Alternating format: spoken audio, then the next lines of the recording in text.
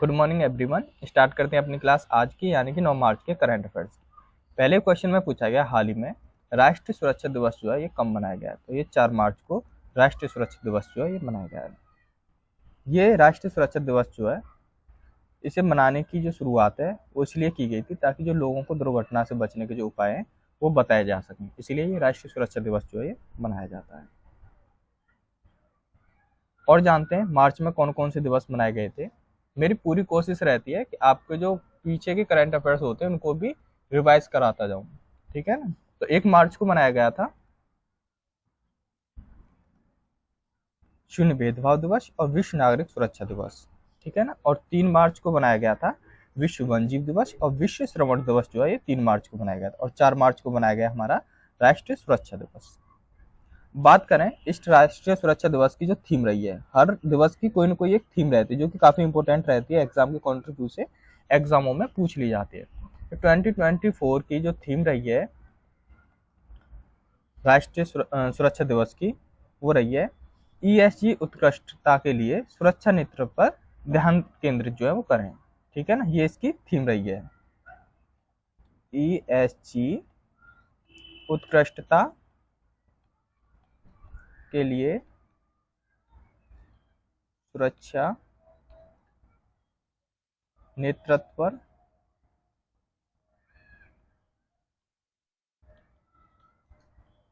ध्यान केंद्रित,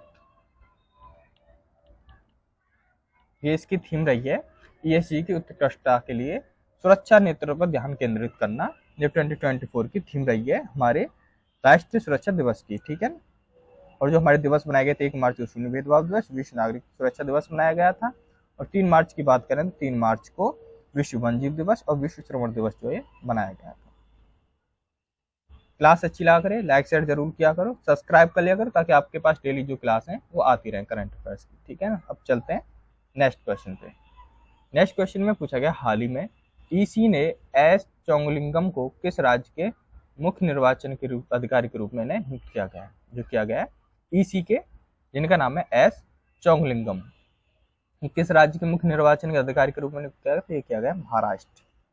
बात करें ईसी के बारे में, तो ईसी होता है ये प्रॉपर्टी खरीदने या बेचने के वक्त जो है ईसी जो दस्तावेज होता है इसका ये अहम रोल रहता है, जो कि एक 7 पेज का डॉक्यूमेंट होता है जिसमें जो अपनी जायदाद होती है उसकी असली जो मालिकाना का उसका पूरा विवरण होता है, साथ में प्रॉपर्टी कितनी बार उसका ट्रांजैक्शन हुआ है, कितनी बार बिकी है वो, उसके बारे में लिखा हुआ होता है, ठीक है ना। अब जानते हैं महाराष्ट्र से जुड़े हुए और भी करंट अफेयर्स के बारे में। तो महाराष्ट्र सरकार ने स्वास्थ्य और शिक्षा के क्षेत्र में एआई का उपयोग, यानी एआई होता है आर्टिफिशियल इंटेलिजेंस, ये एक नई टेक्नोलॉजी आई है जो कि ज्यादातर जो काम है वो ऑटोमेटिक करती है, यानी कि आर्टिफिशियल इंटेलिजेंस, इसकी फुल फॉर्म होती है एआई की, ठीक है ना। इसके उपयोग के लिए गूगल के साथ उसने साझेदारी की है, गूगल के साथ साझेदारी की गई है महाराष्ट्र सरकार ने स्वास्थ्य और शिक्षा के क्षेत्र में, ठीक है ना। एआई का उपयोग करेंगे, गूगल के साथ समझौता करेंगे। नेक्स्ट की बात करें तो महाराष्ट्र सरकार ने मुख्यमंत्री वायुश्री जो योजना है ये शुरू करने का फैसला किया गया है महाराष्ट्र में। नेक्स्ट की बात करें तो 27वें राष्ट्रीय युवा महोत्सव का जो आयोजन है ये नासिक में किया गया था। अगर पूछ लिया जाता है 27वें राष्ट्रीय युवा महोत्सव का जो आयोजन है वो कहाँ पर किया गया, तो वो नासिक में किया गया था। नेक्स्ट की बात करें तो महाराष्ट्र पुलिस के नए डीजीपी के रूप में रश्मि शुक्ला को इन्हें नियुक्त किया गया है, रश्मि शुक्ला इन्हें नियुक्त किया गया है महाराष्ट्र की पुलिस के नए डीजीपी के रूप में, ठीक है। अब चलते हैं नेक्स्ट क्वेश्चन पे। नेक्स्ट क्वेश्चन की बात करें तो हाल ही में भारत और कौन सा देश डिजिटल पेमेंट कॉरिडोर का उद्घाटन जो है वो कर रहा है, तो ये कर रहा है नेपाल। नेपाल जो है वो डिजिटल पेमेंट कॉरिडोर का जो उद्घाटन है ये कर रहा है, ठीक है ना। बात करें नेपाल के बारे में, कुछ इस टाइप का मैप होता है ये नेपाल का। नेपाल की राजधानी की बात करें तो वो है काठमांडू। काठमांडू जो है ये नेपाल की राजधानी है। राष्ट्रपति की बात करें तो राष्ट्रपति हैं रामचंद्र पौंडेल,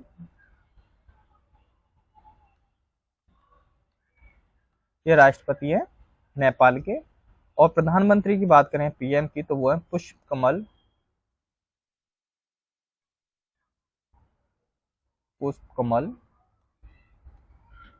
दाहाल, ये वहां के प्राइम मिनिस्टर हैं नेपाल के। ठीक है, नेपाल के एकीकरण की बात करें, नेपाल का जो एकीकरण है वो 21 दिसंबर 1768 को इसका एकीकरण किया गया था नेपाल का। गणराज्य के रूप में ये 28 दिसंबर 2007 को ये गणराज्य के रूप में इसे मान्यता दी गई थी। अब जानते हैं नेपाल से जुड़े हुए और भी करंट अफेयर्स के बारे में। तो नेपाल ने बहुराष्ट्रीय जो सैन्य अभ्यास है जिसका नाम था शांति प्रयास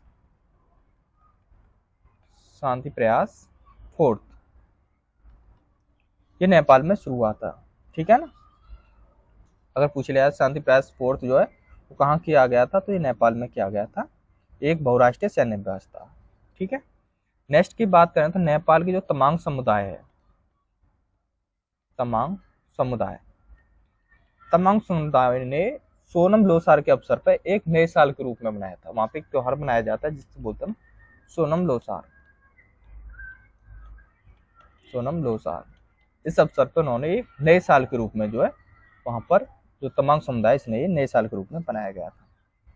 नेक्स्ट की बात करें तो नेपाल अगले 10 वर्षों तक भारत को 10,000 मेगावाट जो बिजली है इसका निर्यात करेगा।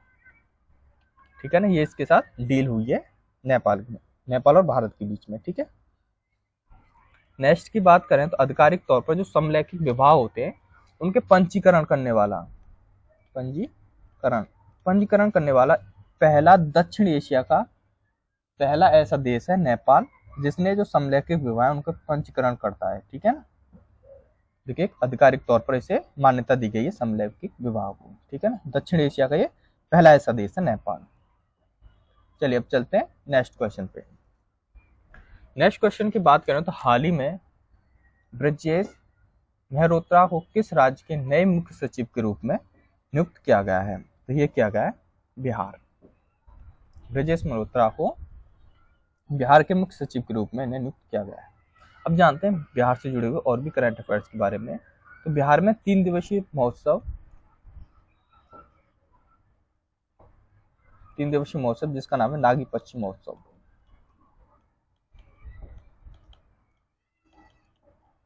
तो ये यहाँ पर मनाया गया था, जो 3 दिन के लिए चला था नागी पश्चिम महोत्सव, जो कि बिहार में आयोजित किया गया था। नेक्स्ट की बात करें तो नंद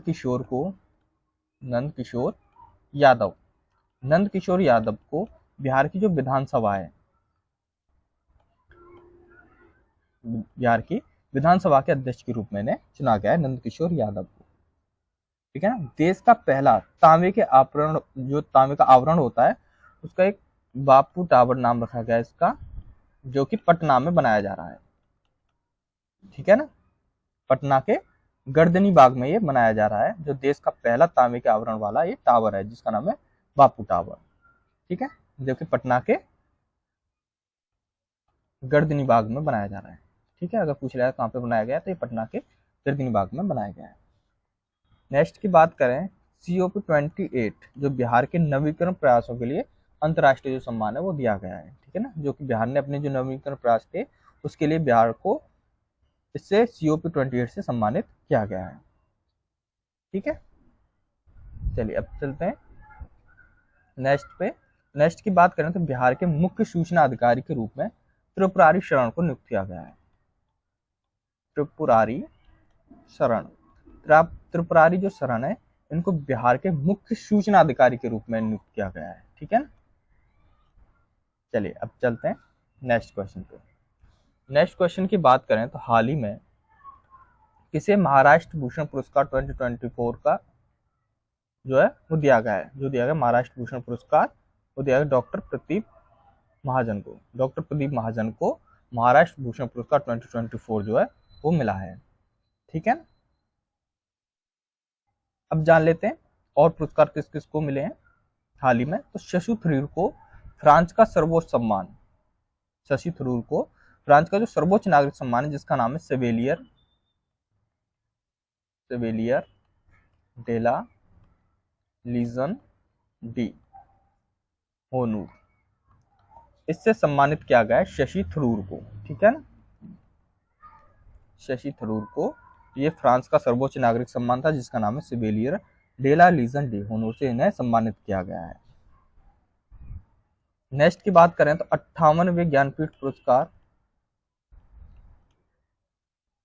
जो वो गुलजार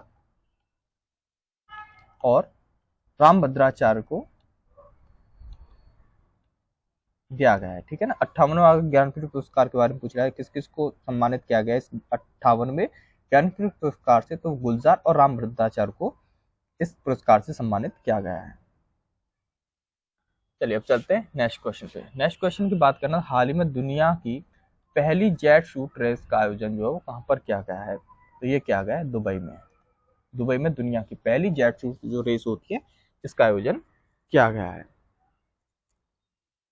बात करें नेक्स्ट क्वेश्चन के बारे में, तो इसमें पूछा गया हाल ही में स्पीड पेट्रोल के लिए बीपीसीएल के ब्रांड एम्बेसडर के रूप में किसे नियुक्त किया गया है, तो ये किया गया है नीरज चोपड़ा को।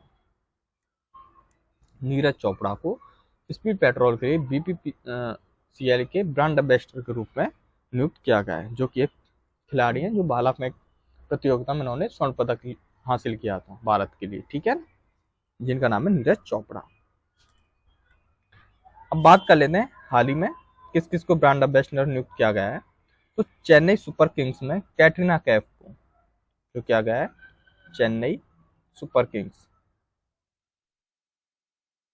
किंग्स में कैटरीना कैफ को अपना ब्रांड एम्बेसडर जो है वो बनाया गया है। ठीक है, नेक्स्ट की बात करें तो बिस्लरी, टेक्नो और ह्यूंडई मोटर्स ने इंडिया में अपना ब्रांड एम्बेसडर दीपिका पादुकोण को नियुक्त किया है। ठीक है, दीपिका को।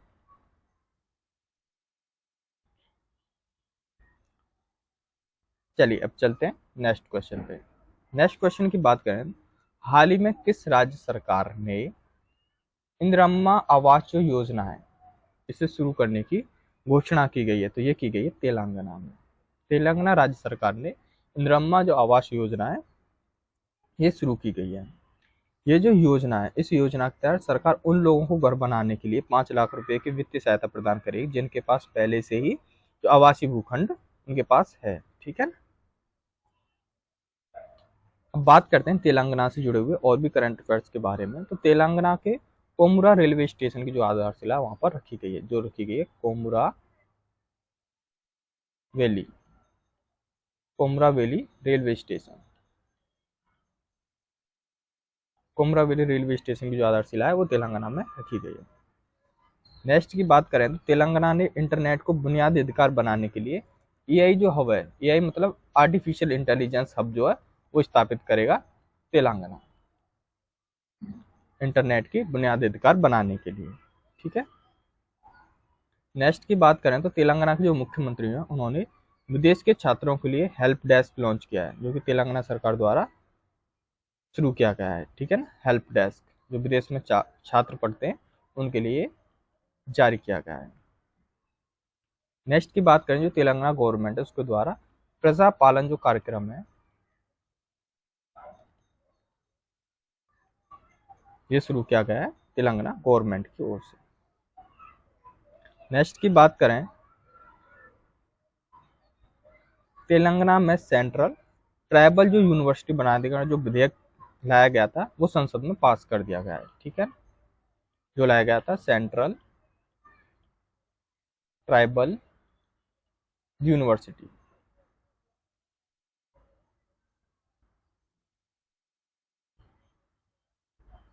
ठीक है, सेंट्रल ट्राइबल यूनिवर्सिटी बनाने के जो विधेयक है वो संसद में पास कर दिया गया है तेलंगाना में, जो कि ये यूनिवर्सिटी यहाँ बनाने के लिए ये विधेयक जो है वो लाया गया था। चलिए अब चलते हैं नेक्स्ट क्वेश्चन पे। नेक्स्ट क्वेश्चन की बात करें तो हाल ही में फ्लिपकार्ट ने किस बैंक के साथ मिलकर डिजिटल जो भुगतान है इसकी जो सेवा है वो फ्लिपकार्ट यूपीआई जो है वो लॉन्च की है, तो ये की गई है एक्सिस बैंक के साथ। ठीक है, इसके साथ मिलकर ये यूपीआई जो है वो लॉन्च की गई है। चलिए चलते हैं नेक्स्ट क्वेश्चन पे। नेक्स्ट क्वेश्चन की बात करें तो हाल ही में BIMSETC का 5वां दिवसीय संकाय विनिमय कार्यक्रम जो है कहाँ पर शुरू किया गया है, तो ये किया गया है ढाका में। जो कार्यक्रम है ये ढाका में शुरू किया गया है। चलते हैं नेक्स्ट क्वेश्चन पे। नेक्स्ट क्वेश्चन में पूछा गया हाल ही में किस राज्य की सिल्वर फिलिग्री को जीआई टैग मिला है। जीआई टैग यानी कि ज्योग्राफिक टैग जो होता है, ज्योग्राफिक यानी भौगोलिक संकेत जिसे बोलते हैं हम, वो दिया गया है। ये दिया गया उड़ीसा। उड़ीसा की सिल्वर फिलिग्री को जीआई टैग दिया गया है। बात करें जीआई टैग के बारे में। जीआई टैग जो होता है वो जियोग्राफिकल इंडिकेशन टैग होता है, ठीक है ना, जिसका उपयोग उन विशेष उत्पादों पर किया जाता है जो किसी विशिष्ट भौगोलिक स्थान या मूल से संबंधित होते हैं। उनके लिए जीआई टैग यह सुनिश्चित करता है कि ये केवल अधिकृत उपयोगकर्ता या भौगोलिक क्षेत्र में रहने वाले जो लोग हैं उनकी लोकप्रिय उत्पाद के नाम के उपयोग की अनुमति जो है वो देता है, ठीक है ना, इसीलिए जीआई टैग जो है वो दिया जाता है। अब बात करते हैं हाल ही में किस किस को जीआई टैग दिया गया है। अयोध्या का बेसन का लड्डू, इसे जीआई टैग दिया गया है। उड़ीसा की रेड आंट जो चटनी है, रेड आंट चटनी, इसे जीआई टैग दिया गया है जो कि उड़ीसा की है। रेड आंट चटनी जो है इसे जीआई टैग दिया गया जो कि उड़ीसा की है। नेक्स्ट की बात करें तो डोंगरिया कौंध शॉल, ये एक शॉल है जिसे जीआई टैग दिया गया है, ये भी उड़ीसा की है, ठीक है। अरुणाचल प्रदेश की आदि केकर यानी अदरक, आदि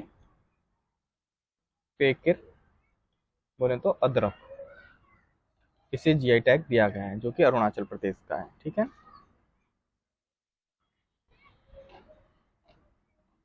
और अरुणाचल प्रदेश की जो हाथों से निर्मित होते हैं जिसे बोलते हैं हम हस्त निर्मित कालीन, जो नीचे बिछाने के काम में आती है कालीन, तिब्बती निवासी जो होते हैं उनके द्वारा वांचो शिल्प को जीआई टैग दिया गया है, ठीक है। जीआई टैग वांचो शिल्प, कालीन जो तिब्बती निवासियों द्वारा और वांचो शिल्प को जीआई टैग दिया गया है।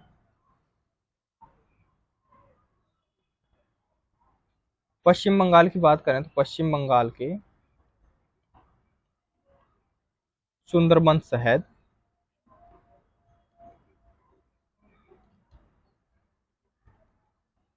जलपाईगुड़ी और काला नुनियान जो चावल होता है, चावल जो होता है काला नुनियान चावल, और कादियार जो साड़ियाँ होती हैं, और कादियार साड़ी,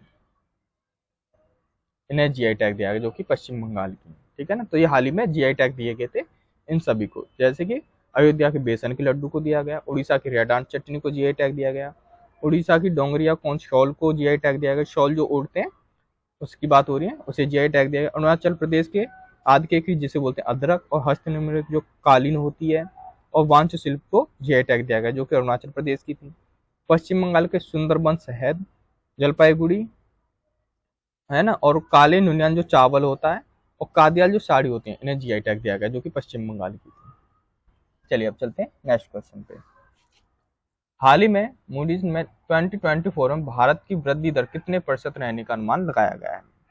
तो ये लगाया गया है 6.8%। 6.8% जो है वो वृद्धि होने का जो अनुमान है वो लगाया गया है। चलते हैं अब नेक्स्ट क्वेश्चन पे। नेक्स्ट क्वेश्चन की बात करें तो हाल ही में आईसीसी विश्व टेस्ट चैंपियनशिप रैंकिंग में कौन सबसे शीर्ष पर रहा है। तो ये रहा है भारत। भारत जो आईसीसी विश्व टेस्ट जो चैंपियनशिप रही है उसकी रैंकिंग में सबसे ऊपर रहा है। अब बात करें आईसीसी विश्व टेस्ट चैंपियनशिप के बारे में, ये 9 टीमों का एक ग्लोबल टूर्नामेंट होता है। इसमें 9 टीम होती है, उनका एक टूर्नामेंट होता है जिसका फाइनल 2 साल बाद जो वो खेला जाता है। इस दौरान जो सभी टीमें होती हैं उनको 3 सीरीज घर और उतनी ही सीरीज विदेश में खेलनी होती हैं। जो टीम जो होती है 9 टीम होती हैं जिनका टूर्नामेंट होता है, इन्हें विदेशों में जाके ये खेलना होता है। टेस्ट चैंपियनशिप पहली बार जो हुआ था वो 2019-21 में जो किया गया था। इस प्रतियोगिता का पहला चक्र था जिसमें फाइनल जो है वो न्यूजीलैंड ने लिया था। इसका जो फाइनल हुआ था वो न्यूजीलैंड ने लिया था, ठीक है। इसका फाइनल जो है वो जीता था। बात करें जो चैंपियनशिप हुई है 2023 में, इसमें जो स्थान रहा है वो पहला किसका रहा है, तो वो भारत का रहा है, भारत सबसे पहले स्थान पर रहा है। दूसरे की बात करें तो वो न्यूजीलैंड रहा है, न्यूजीलैंड। तीसरे की बात करें तो ये ऑस्ट्रेलिया रहा है।